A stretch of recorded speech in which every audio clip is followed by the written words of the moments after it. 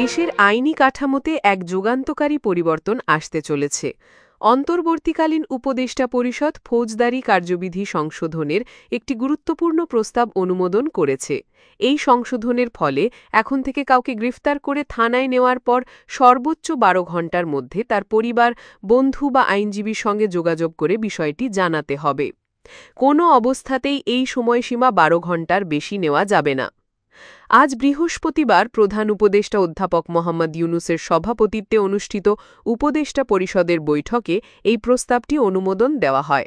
পরে রাজধানীর foreign service একাডেমিতে আয়োজিত এক সংবাদ সম্মেলনে এই সিদ্ধান্তের কথা জানান আইন উপদেষ্টা আসিফ নজরুল।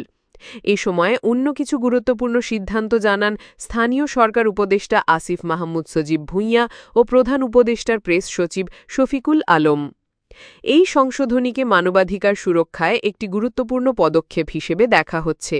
উল্লেখ্য, বাংলাদেশের সংবিধান ও ফৌজদারি কার্যবিধি অনুযায়ী বর্তমানে কোনো ব্যক্তিকে গ্রেফতার করার ২৪ ঘণ্টার মধ্যে নিকটস্থ ম্যাজিস্ট্রেট আদালতে হাজির করতে হয়।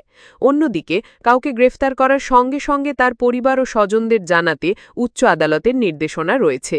নতুন এই ১২ ঘণ্টার সময়সীমা সেই নির্দেশনাকে আরও সুনির্দিষ্ট এবং কার্যকর করবে বলে আশা করা হচ্ছে।